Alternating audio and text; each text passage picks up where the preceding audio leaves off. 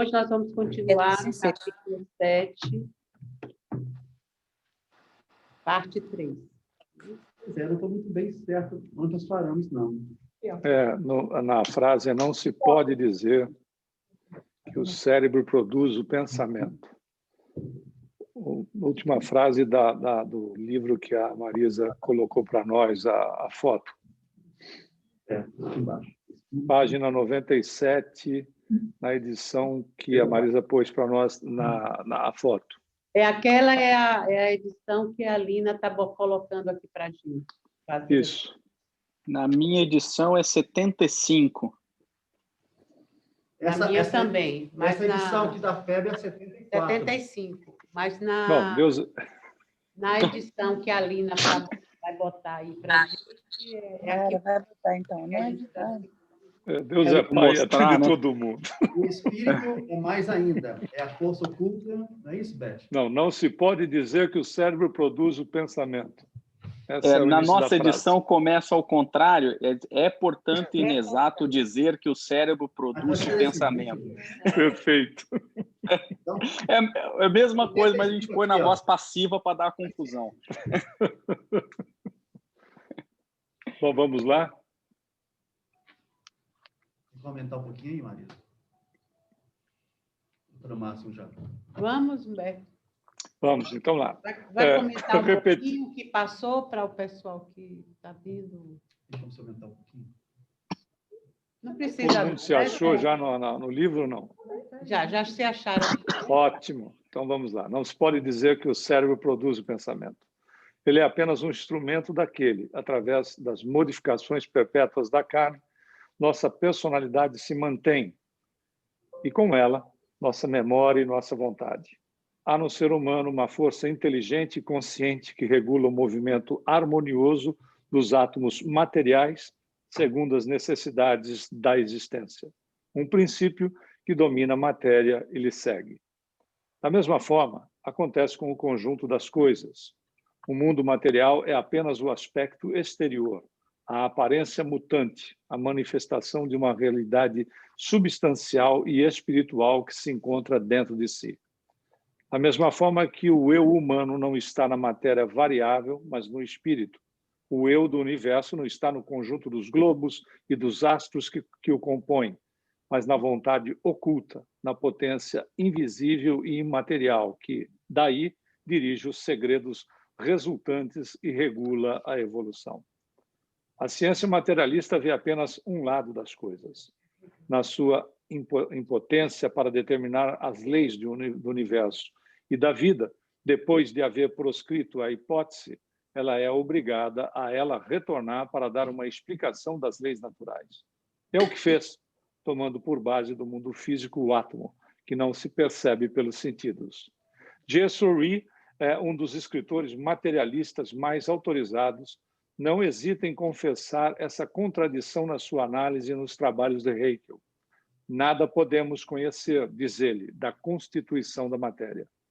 Se o mundo fosse apenas um composto de matéria governado pela força cega, quer dizer, pelo acaso, não se veria essa sucessão regular contínua dos mesmos fenômenos, produzindo-se segundo uma ordem estabelecida. Não se veria essa adaptação inteligente dos meios ao objetivo, essa harmonia das leis, das forças, das proporções que se manifesta em toda a natureza.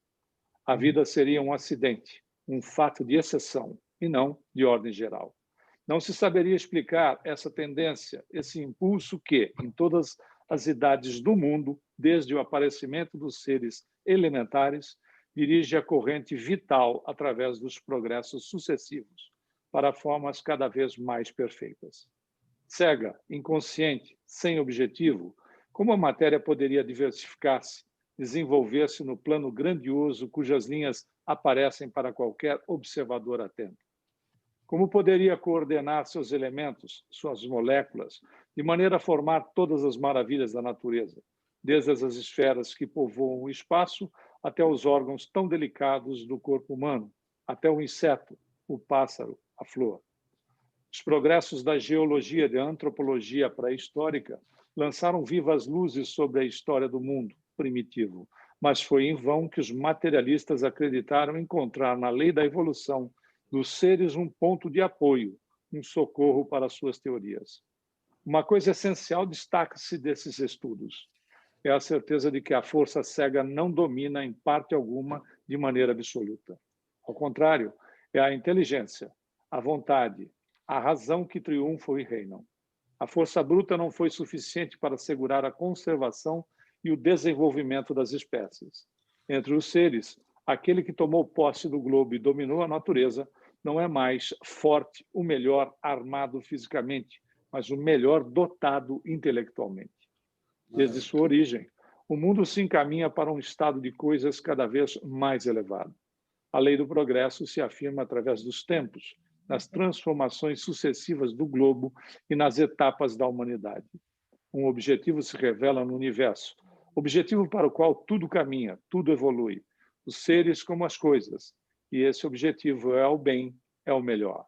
A história da Terra é a mais eloquente testemunha disso. Censurar-nos-ão, sem dúvida, que a luta, o sofrimento e a morte estão no fundo de tudo. Responderemos que o esforço, a luta e o sofrimento são as condições próprias do progresso. Quanto à morte, ela não é o nada, como provaremos mais adiante, mas a entrada do ser numa nova fase de evolução. Do estudo da natureza e dos anais da história, um fato capital se destaca. Há uma causa para tudo o que existe.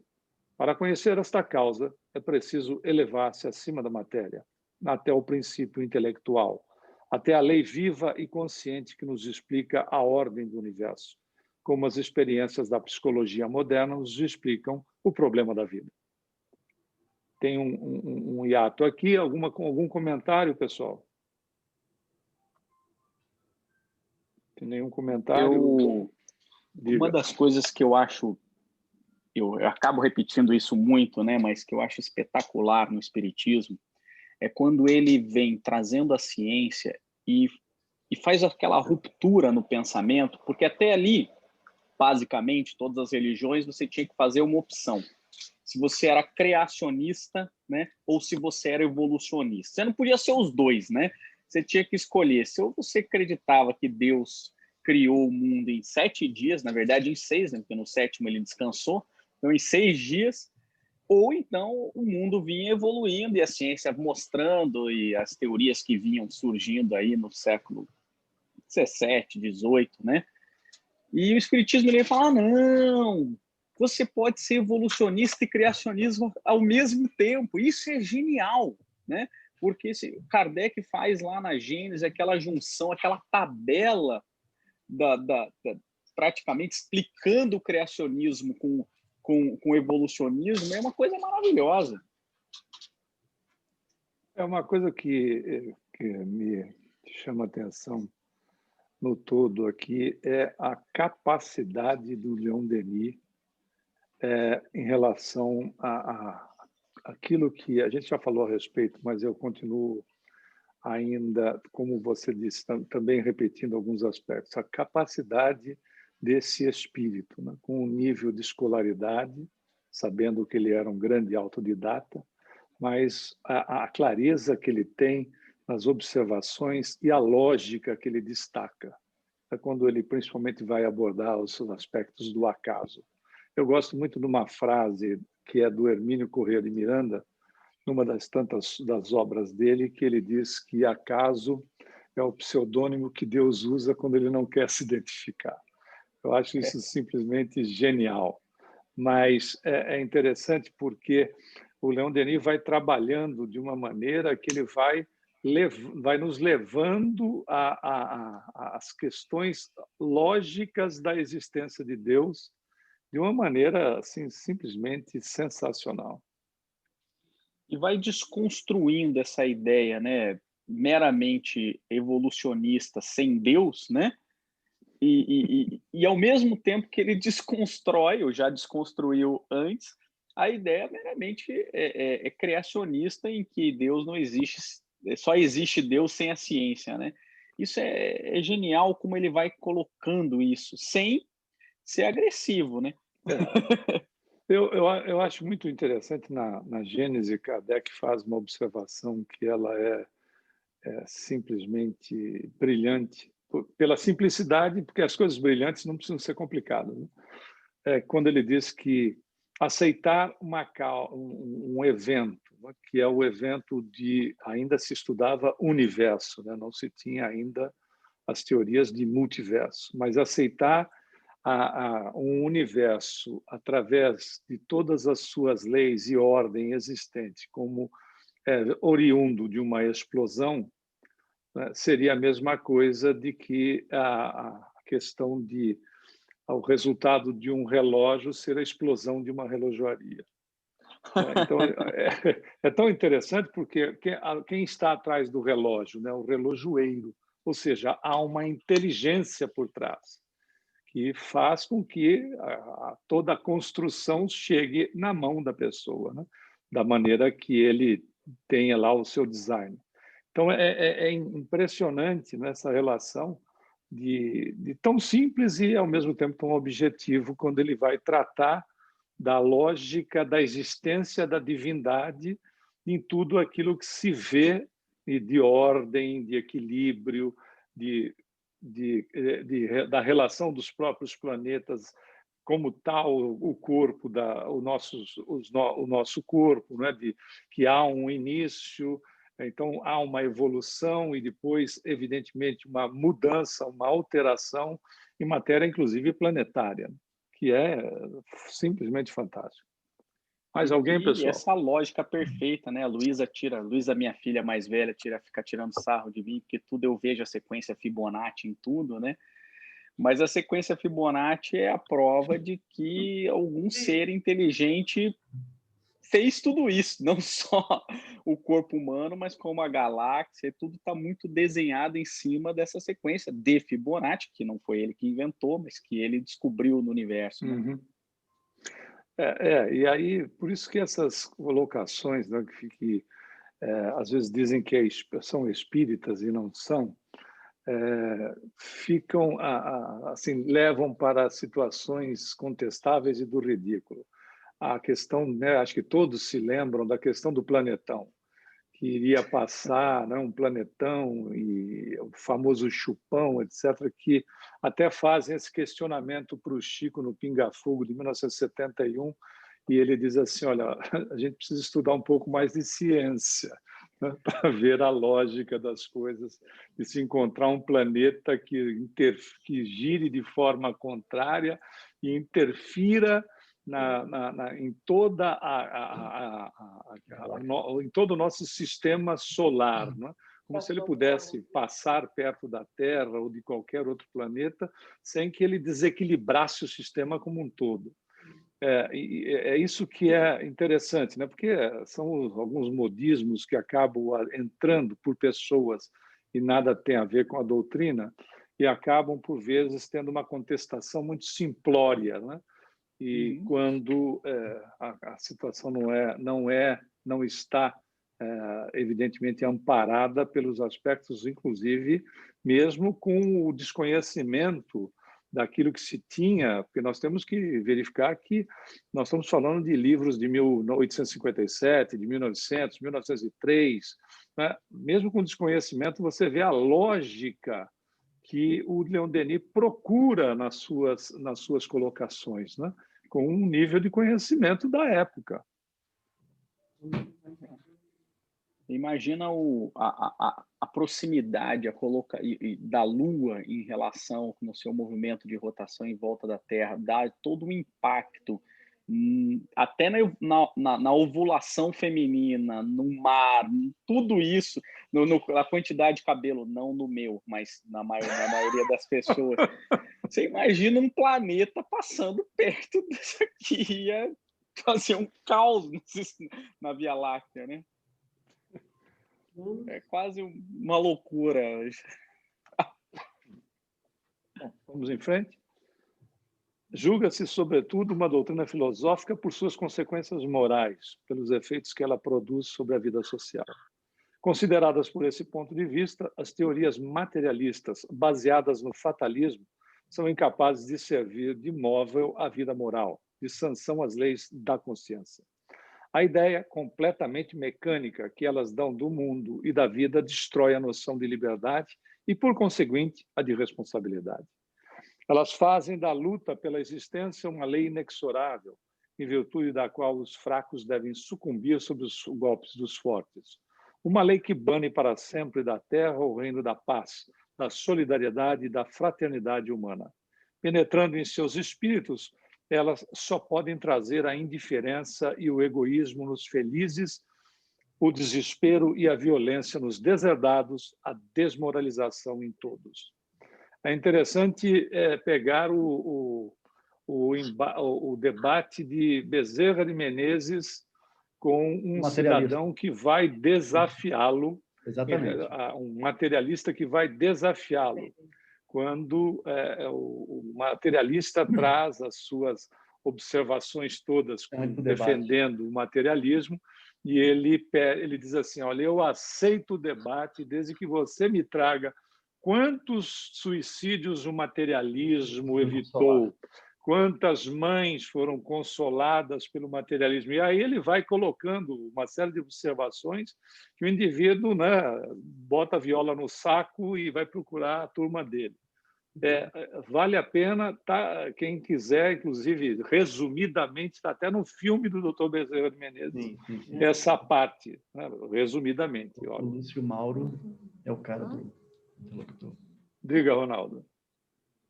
Não, só estou fazendo um comentário aqui, que esse vídeo, eu já assisti esse vídeo várias vezes, ele é muito interessante, porque o Lúcio Mauro, se não me engano, é o diretor da Casa Espírita e tal. Eu estava só me lembrando, que eu estava pensando alto, desculpa. É isso mesmo.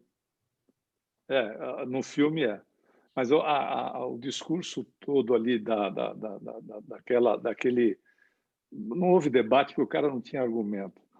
Quando o Dr. Bezerra faz essas colocações. Ele é interessante, e quando a gente pega alguma biografia do Bezerra que tenha os discursos dele, até mesmo na área política, né? Até mesmo na área política, de impressionar o conteúdo, a qualidade, a profundidade que ele, claro, né, um espírito mais evoluído, né, que ele apresenta em relação até aos interesses da sociedade e tudo mais, não só dos aspectos espíritas. Eu acho interessante, Humberto, porque eu me lembrando agora das palavras desse vídeo e tudo, é bem claro para a gente, né, quando o materialismo diz: nós não podemos conhecer nada sobre a matéria. Ou seja, se você põe, né, se você bate o martelo e diz, você não pode conhecer, e vem o espiritismo tentando justamente, né, abrir essa janela, né, para essa visão nova da vida, né, que tem consequências morais grandes, quer dizer, isso incomoda muito o materialista. Tanto é que o materialista ali naquela cena, ele vai à casa espírita. E, logicamente, que ele vai para a casa espírita para pegar uma briga. Ou seja, ali o espiritismo está incomodando, ele já está explicando aquilo que eles bateram o martelo e falaram, não, vocês não podem conhecer isso. Então, é interessante notar, Ronaldo, que cientificamente você não tem prova do materialismo. Logicamente. Porque cada vez que o cara tenta provar a matéria, a coisa se aprofunda de uma forma a levar os indivíduos a verificar que os estágios são cada vez mais, né, cada vez mais fluidos, cada vez mais para a área que a gente vai trombar com o espiritual. Você não tem uma comprovação científica no planeta sobre o materialismo. É impressionante, mas, no entanto, tem adeptos de montão. Da mesma maneira que você tem cientistas que são espiritualistas, mas não o corpo da ciência. Eu acho que a responsabilidade da religião, essa religião esotérica que foi pregada durante muito tempo, faz com que surja o materialismo e o ateísmo, né? porque, de fato, quando eu começo uma conversa com amigos que se declaram, e no mundo acadêmico é muito comum, né? O ateísmo é a moda, você falar que você é cristão é uma coisa super piegas, né? Então, mas às vezes tem pessoas muito coerentes, né? Em que você pode travar um debate saudável, né? E nessa situação, quando a gente começa a conversar, a gente vê que ainda estão atrelados a uma ideia daquele Deus da Idade Média, daquele Deus que é um rei, na verdade, né? E que todo o inferno é feito de nós, plebeus, né? E o céu é feito de nobres, né? E aí, nesse caso, eu já começo dizendo assim, olha, nesse ponto eu também sou ateu. E se você acredita nesse Deus, fica tranquilo, eu também sou, né? Agora, se você está disposto a evoluir o pensamento de Deus como a doutrina às vezes apresenta, né? Claro que é uma definição difícil pela nossa pequenez, né? Mas é a melhor definição até hoje para mim, né? Então, para aquele que está disposto a evoluir esse pensamento, ele chega à conclusão que não consegue ser ateu, não se sustenta o ateísmo e o próprio materialismo, né? É tão interessante o que você está falando, porque algumas religiões, e não são poucas, elas têm um fundamento materialista. Céu e inferno. Sim. São locais, né, específicos que a criatura vai para ser lá devidamente assada ou então ficar lá sem ter o que fazer na vida. Tocando harpa. Nem harpa né? Cítara. E aí, se o indivíduo já não sabe tocar harpa, imagina tocar cítara, desastre que vai ser. Né? Contemplando a divindade. Quando você vai olhar o cerne de determinadas religiões, o fundamento é materialista. Né? Porque você vai para um lugar específico aonde nesse local que é reservado lá, os indivíduos são colocados para, né, a sua pretensa felicidade, né, junto de Deus, ou então para o desespero eterno. É fundamento materialista que toma corpo, e o que é pior, toma corpo e ao mesmo tempo quebra as estruturas da lógica da condição do espírito, né? Coloca o espírito numa situação duvidosa, né? Óbvio, diante dessas apresentações da manutenção das condições dogmáticas. Nós não estamos criticando a religião A, B ou C, isso é histórico. E são muitas utilizam-se dessas figuras, sejam de uma maneira ou de outra, para, inclusive, algumas reencarnacionistas, né, que colocam que o espírito ele vai para um local que ele pode ser um local onde ele será lá devidamente maltratado, um tipo de um inferno, para ele reencarnar. Então, veja, tem uma mistura complicada. Então, para o indivíduo que não se aprofunda, fica sem sombra de dúvida ou ilógico, irracional, né? Ou fica a questão de que basta que você tenha fé, e a fé tem que suprimir a razão, o que é completamente fora de lógica. Aliás, é o próprio codificador que faz aquela colocação no Evangelho segundo o Espiritismo, né? Que a verdadeira fé teria que encarar a razão face a face em todas as épocas da humanidade, e não efetivamente ela eliminar a razão. Enfim. Eu gosto quando a gente consegue debater, né, o argumento com os próprios argumentos científicos, né? Eu me recordei aqui do inferno, uma questão que, na época que eu fiz preparatório para o ITA, e se o inferno seria matematicamente, fisicamente quente ou frio, né? E isso é uma questão técnica. Se existisse, né? Se ele supostamente existisse, ele só poderia ser frio, porque como todo mundo vai para o inferno, ele tem que ser um lugar em constante expansão. E qualquer coisa que está em constante expansão no universo tende ao zero absoluto, né? Ao zero Kelvin, né? Então, ninguém pode sofrer de calor no inferno, matematicamente falando, né? Então, assim, você começa a ver que essas regras, elas são malucas, né? Foram impostas, né? E é interessante, se nós formos analisar, vamos pegar um pouco a parte do Ocidente. São, sem demérito, mas são 1.700 anos de lavagem cerebral, aonde o indivíduo desencarna e ele não muda, né, de um momento para outro, não muda os seus conceitos, os seus valores, etc. Reencarna e vem numa estrutura que já está habituada à não contestação, que já está habituada ao não uso da razão sobre os aspectos voltados para as questões da espiritualização. Não estou falando de religião, estou falando de espiritualização. São 1.700 de uma lavagem coletiva, de uma lavagem cerebral, que funciona, inclusive, no plano espiritual. Basta ver nosso lar. Não é? Quando você olha nosso lar não é o céu dos espíritas, nem o umbral, o inferno. Na realidade, nosso lar é uma cidade ecumênica.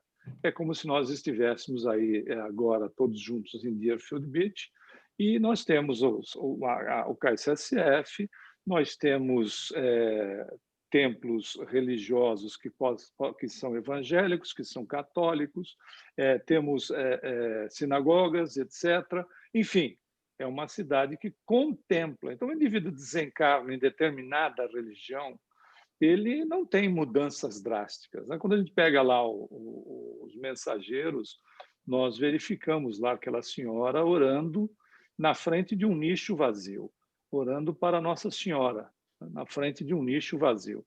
Os próprios espíritos mais elevados não agridem as criaturas, porque o importante, no final das contas, é o indivíduo ser bom. O restante é detalhe e vai se encaixando com o tempo. Mas, quer queiramos, quer não, nós temos aí... Né? Imagina, eu não consigo nem imaginar, mas o que deve ter sido para o Kardec, né? Para Kardec, para Leon Denis, para Gabriel Delany, para o pessoal, de uma maneira geral, que estava ali naquele... Né? Camille Flammarion, que estava ali no início do Espiritismo, o que deve ter sido para tentar contemporizar um pouco para que o massacre não fosse feito. Né? Tanto é que você vê contemporização de alguns aspectos no próprio Evangelho segundo o Espiritismo. Deus não permite, Deus castiga, alguma coisa nesse sentido, porque não dava para, se você botar a luz tudo de uma vez, você cega, você não ilumina. Né? É verdade. Vamos e lá? do outro lado, os materialistas, né? Eles apanhavam dos dois lados, né? Eles apanhavam dos dois lados. Mais alguém? Sem dúvida, há materialistas honestos e ateus virtuosos, mas não é em consequência de uma aplicação rigorosa de suas doutrinas. Se assim são, é apesar das suas opiniões e não por causa delas. É por um impulso secreto da sua natureza e porque sua consciência soube resistir a todos os sofismas. Daí resulta, logicamente, que suprimindo o livre-arbítrio, fazendo das faculdades intelectuais e das qualidades morais a resultante de combinações químicas, as secreções das substâncias cinzas do cérebro, considerando o gênio como uma nevrose, o materialismo rebaixa a dignidade humana, retira da existência todo o caráter elevado. Com a convicção de que nada há além da vida presente e nenhuma justiça que não a dos homens, cada um pode dizer a si mesmo: de que adianta lutar e sofrer? De que adianta a piedade, a coragem, a retidão? Por que constranger e domar seus apetites, seus desejos? Se a humanidade está abandonada à própria sorte, se não há não há em lugar algum poder inteligente, equitável, que a julga, que a guia, sustenta, que socorro ela pode esperar? Que ajuda lhe tornará menos penoso o peso das suas provas? Se não há no universo nem razão, nem justiça, nem amor, apenas a força cega, enlaçando os seres e os mundos sob o jugo de uma fatalidade sem pensamento, sem alma, sem consciência, então o ideal, o bem, a beleza moral são outras tantas ilusões e mentiras. Não é mais neles, mas na realidade brutal. Não é mais no dever, mas no prazer que o homem deve ver o objetivo da vida e, para realizá-lo, deve passar por cima de qualquer sentimentalismo vão. Se viemos do nada para retornar ao nada, se a mesma sorte, o mesmo esquecimento espera o criminoso e o sábio, o egoísta e o homem devotado, se, segundo as combinações do acaso, uns devem votar-se exclusivamente à dor e outros à alegria e à honra, então é preciso ousar proclamá-lo. A esperança é uma quimera. Não há mais consolações para os aflitos. Não há mais justiça para as vítimas do destino. A humanidade rola, levada pelo movimento do globo, sem objetivo, sem clareza, sem a lei moral, renovando-se pelo nascimento e pela morte. Dois fenômenos entre os quais o ser agita-se e passa, deixando apenas como traço uma centelha na noite. Sob as influências de tais doutrinas, a consciência só tem que se calar e dar lugar ao instinto brutal. O espírito de cálculo deve suceder ao entusiasmo e o amor ao prazer substituir as generosas aspirações da alma. Então, cada qual pensará apenas em si. O desgosto da vida, o pensamento do suicídio virão apavorar os infelizes. Os deserdados só terão ódio por aqueles que possuem e, na sua fúria, despedaçarão essa civilização grosseira e material.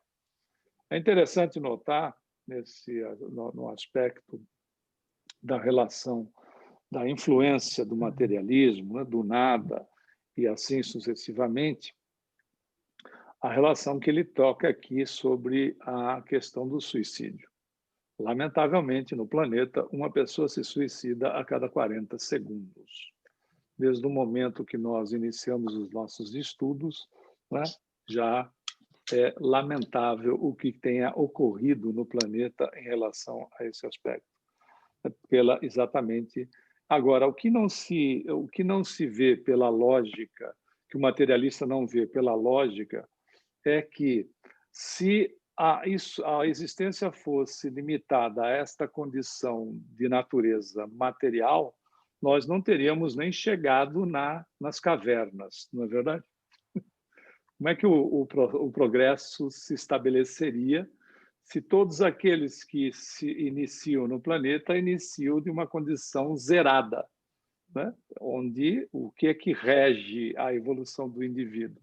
Absolutamente nada, porque ele tem uma existência nesta natureza, e como é que faz o processo evolutivo no próprio ser? O que é complicadíssimo explicar só a respeito dos talentos das pessoas. Não precisa ser nem uma criança superdotada, um indivíduo superdotado. Os talentos que as pessoas têm, talentos, tendências e assim sucessivamente. Alguém mais? Não. Mas não. O pensamento, a razão se revoltam e protestam contra essas doutrinas desoladoras. O homem, dizem-nos elas, não terá lutado, trabalhado, sofrido para chegar ao nada. A matéria não é tudo. Há leis superiores a ela, leis de ordem e harmonia. E o universo não é somente um mecanismo inconsciente. Como a matéria cega poderia governar através das leis inteligentes e sábias? Como, desprovida de razão, de sentimento, poderia produzir seres razoáveis e sensíveis, capazes de discernir o bem do mal, o justo da injustiça? Qual? A alma humana é suscetível de amar até o sacrifício. O sentido do belo e do bem está gravado nela, e ela seria o resultado de um elemento que não possui essas qualidades em grau nenhum. Bom, vide o amor de uma mãe, não é? Em relação ao amor no planeta que chega ao sacrifício. Nós sentimos, amamos, sofremos e emanaríamos de uma causa que é surda, inexorável e muda? Seríamos mais perfeitos e melhores que ela? Um tal raciocínio é um ultraje à lógica. Não se poderia admitir que a parte possa ser superior ao todo, que a inteligência possa derivar de uma causa ininteligente, que de uma natureza sem objetivo possam sair seres suscetíveis de perseguir um objetivo.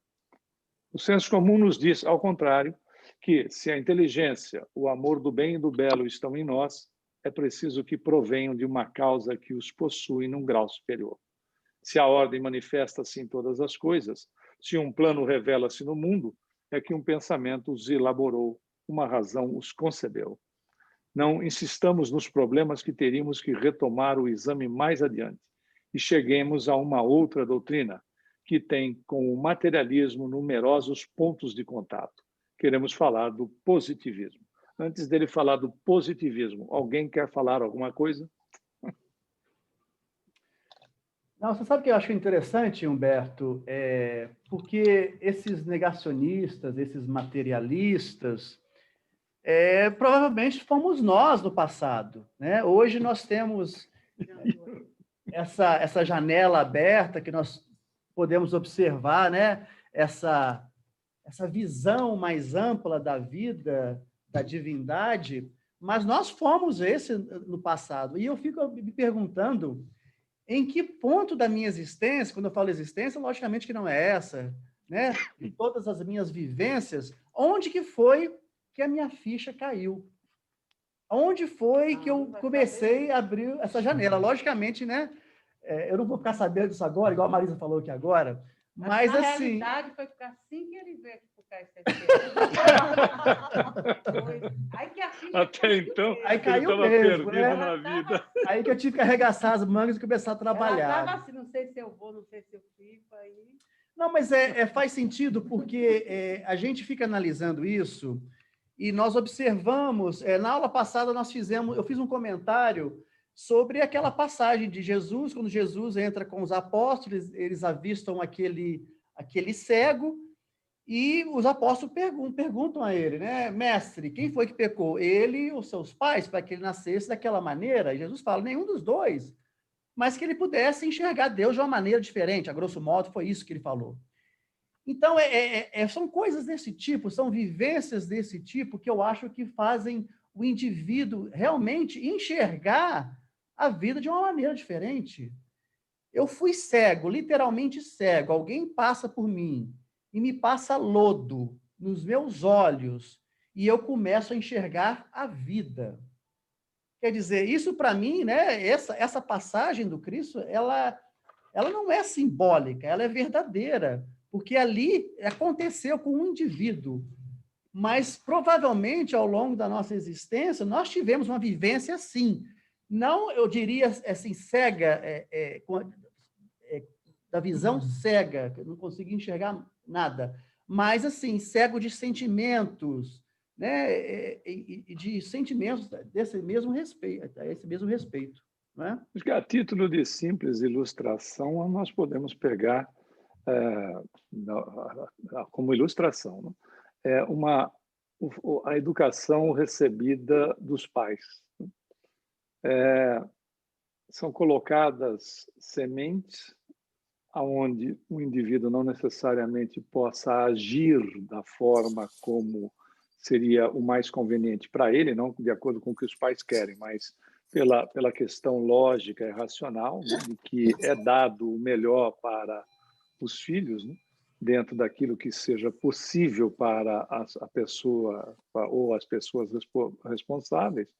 E, em determinado momento, aquela semente vai germinar. Se vai nessa existência, se não vai nessa existência, aquilo que foi colocado de bom faz um link com as potencialidades do espírito, né? E, em determinado momento, isso germina porque é a lógica do espírito. Nós somos uma construção, né? Onde, com certeza, estivemos envolvidos em questões materialistas, em questões de usar a religião para interesses próprios.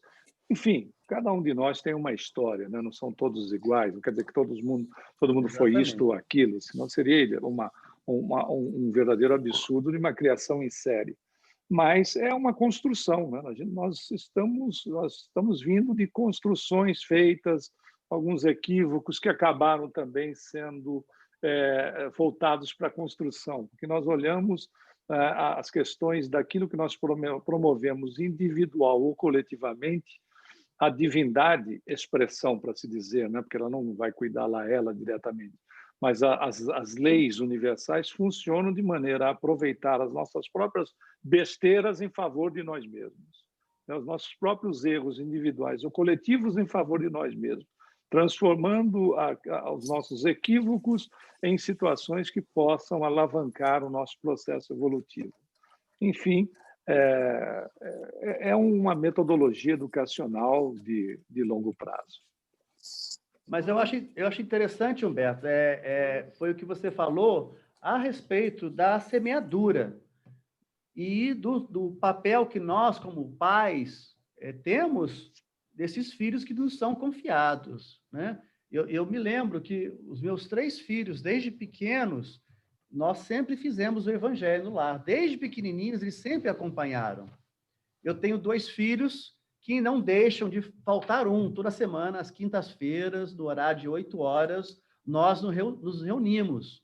Um em Buenos Aires, eu aqui, no Brasil. Então, é uma coisa muito legal. Mas eu tenho um filho que ele diz, eu respeito, porém eu não gosto de participar. Então, assim, nós temos que participar. Então, é aquilo que você falou. O exemplo foi dado, a semente foi lançada, a semeadura foi feita. A colheita agora, quando vai germinar isso, é por ele.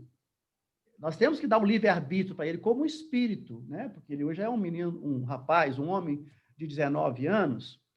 Então, é muito interessante, mas o educador, o pai, ele tem que estar consciente disso.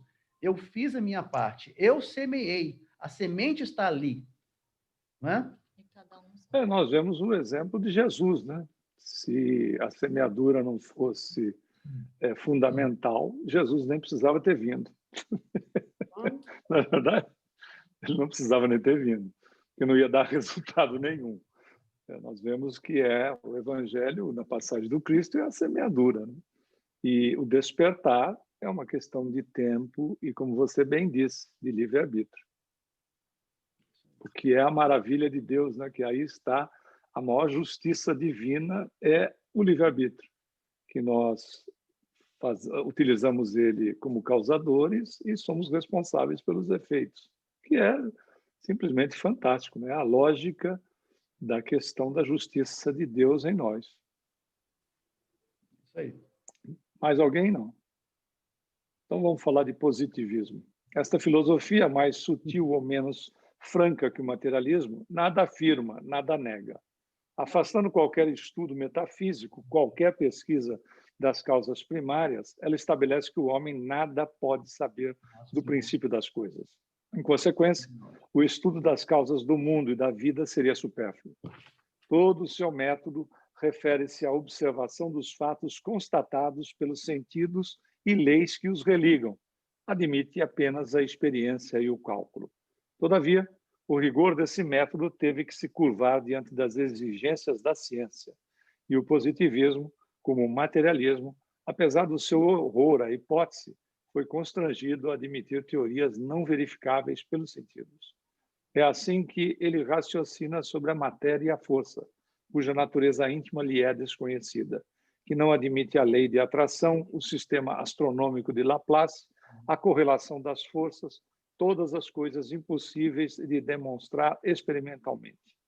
Mais ainda, vimos o fundador do positivismo, Augusto Comte, depois de ter eliminado todos os problemas religiosos e metafísicos, retornar às qualidades ocultas e misteriosas das coisas e terminar sua obra fundando o culto da Terra. Esse culto tinha suas cerimônias, seus sacerdotes assalariados. É verdade que os positivistas renegaram essas aberrações. Não insistiremos nesse ponto. Não mais sobre o fato de que Littré, o sábio eminente, o chefe venerado do ateísmo moderno, fez-se batizar no seu leito de morte, depois de ter aceito as visitas frequentes de um sacerdote católico. Um tal desmentido infligido aos princípios de toda uma vida deve, entretanto, ser assinalado. Esses 2 exemplos dados pelos mestres do positivismo demonstram a impotência de doutrinas que se desinteressam das aspirações do ser moral e religioso. Eles provam que nada se cria com negações nem com a indiferença, que apesar de todos os sofismas, chega a hora em que o pensamento do além se ergue diante dos céticos mais endurecidos. Contudo, não se pode desconhecer que o positivismo não tenha tido sua razão de ser e não tenha prestado incontáveis serviços ao espírito humano, constringindo este a seguir de mais perto ainda seus argumentos, a precisar suas teorias, a fazer mais ampla demonstração. Cansados das abstrações metafísicas e das vãs discussões de escola, seus fundadores quiseram colocar a ciência num terreno sólido, mas a base escolhida por eles era tão estreita que seu edifício deixou de ter, ao mesmo tempo, amplidão e solidez. Querendo restringir o domínio do pensamento, anularam as mais belas faculdades da alma. Rejeitando as ideias de espaço, de infinito, de absoluto, tiraram de certas ciências, da matemática, da geometria, da astronomia, qualquer possibilidade de se desenvolver e de progredir. Vimos esse fato significativo. É no campo da astronomia estelar, ciência proscrita por Augusto Comte, como sendo do domínio do incognoscível, que as mais belas descobertas foram realizadas. O positivismo está impossibilitado de fornecer uma base moral à consciência. O homem, desse lado, tem apenas direitos a exercer. Há também deveres a realizar. É a condição essencial de qualquer ordem social. Ora, para realizar seus deveres, é preciso conhecê-los. E como conhecê-los se desinteressa do objetivo da vida, das origens e dos fins do ser? Como nos conformar com a regra das coisas, segundo a própria expressão de Littré, se nós nos impedimos de explorar o domínio do mundo moral e o estudo dos fatos da consciência? Um objetivo louvável, certos pensadores materialistas e positivistas quiseram fundar o que chamavam de moral independente, quer dizer, a moral separada de qualquer concepção teológica e qualquer influência religiosa. Eles acreditavam ali encontrar um terreno neutro, onde todos os bons espíritos pudessem se reunir. Mas os materialistas não refletiram que, negando a liberdade, tornavam toda a moral impotente e vã. Sem liberdade, o homem é apenas uma máquina, e uma máquina não tem o que fazer com a moral. Teria sido necessário também que a noção do dever fosse aceita por todos para ser eficaz, e sobre o que se pode apoiar a noção do dever numa teoria mecânica do mundo e da vida. A moral não pode ser tomada como base, como ponto de partida. Ela é uma consequência de princípio, Exatamente. o coroamento de uma concepção filosófica. É por isso que a moral independente tornou-se uma teoria estéril, uma ilusão generosa, sem influência sobre os costumes. No seu estudo atento e minucioso da matéria, as escolas positivistas contribuíram para enriquecer certos ramos dos conhecimentos humanos, mas perderam de vista seu domínio exclusivo. Imitaram um mineiro que se afunda cada vez mais nas entranhas do solo, descobre aí os tesouros ocultos e não vê mais o grande espetáculo da natureza, despojando-se sob os raios do sol. Se alguém tiver comentário, interrompe, por favor, senão eu vou tocando. Essas escolas não foram fiéis nem mesmo ao seu programa, pois, depois de ter proclamado o método experimental como o único meio de chegar à verdade, nós as vimos desmentirem-se, negando a priori toda uma série de fenômenos, de manifestações psíquicas que teremos que examinar.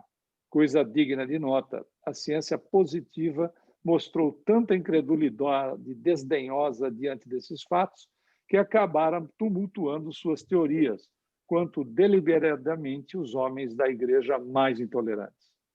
O positivismo não pode ser considerado como a última etapa da ciência. Esta é progressiva em essência e saberá completar-se. O positivismo é apenas uma das formas temporárias da evolução filosófica. Os séculos não se sucederam aos séculos. As obras dos sábios e dos filósofos não se acumularam para atingir a teoria do inatingível ao conhecimento. O pensamento evolui, desenvolve-se e, cada dia, penetra mais adiante. O que era ontem desconhecido será conhecido amanhã. A marcha do espírito humano não tem fim. Fixar-lhe é negar a lei do progresso, é desprezar a verdade. Com isso, nós terminamos esse capítulo e entramos no capítulo 8º, a crise moral. Aqui tem uma A parte gente a tem mais. mais um parágrafo aqui no nosso. É, Então um parágrafo manda aí, porque eu não inteiro tenho aqui. aqui. Então, por favor, alguém leia, porque eu não tenho esse parágrafo. O Naldo vai ler aí.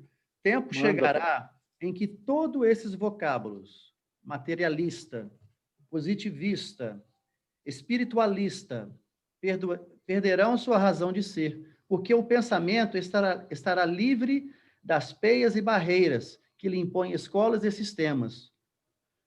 Quando percrustamos o fundo das coisas, reconhecemos que matéria e espírito não passam de meios variáveis e relativos para a expressão do que existe unicamente de positivo no universo, isto é, a força e a vida, que, achando-se em estado latente no mineral, se vão desenvolvendo progressivamente do vegetal ao ente humano, e o mesmo acima deste, dos degraus inumeráveis da escala superior. Aí, Nossa, né? ela é grande o Eu acho parágrafo. que Leon Denis botou nesse instante essa parte. Acabou de ser materializado aqui. Acabou de ser enviado. O vídeo. Ele estava teclando no vídeo e ia ser um susto danado. Leon Denis, conexão direta. Já viu? Realmente, né, isso são etapas, né? Esse positivismo, esse materialismo, a única conclusão que nós chegamos é que eles não levam a nada. Apenas O isso. que o Emmanuel diz que o materialismo vai desaparecer por falta de matéria. Exatamente. Que é uma realidade, né? Ué. Que é uma realidade. É muito interessante isso. Mas a espiritualidade também está nessa lista aí, junto com o positivismo e o materialismo, não está? Quando o Ronaldo leu? Tá sim. Então, gente, nós estamos brigando porque Deus criou as duas coisas, espírito e matéria. Eu estou aqui em parafuso. Eu achei interessante esse ponto que você está tocando aqui. O pensamento está livre das peias e barreiras que lhe impõem escolas e sistemas. Mas o problema não é a criação, o problema são as criaturas. A criação não é o problema. O problema são as criaturas. A matéria é o veículo que o espírito utiliza para a sua evolução.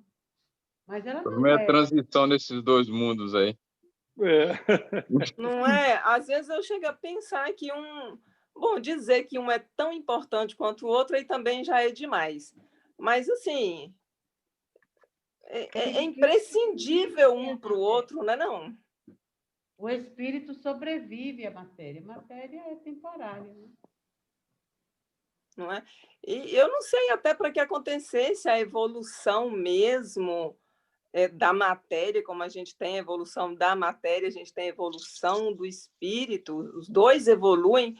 Acho que a gente precisa mesmo estar passando por essas fases aí, porque se fosse só espírito, a matéria não ia desenvolver nunca. Se a gente fosse todo mundo ligado só à parte espiritual, quem que ia criar o celular para nós?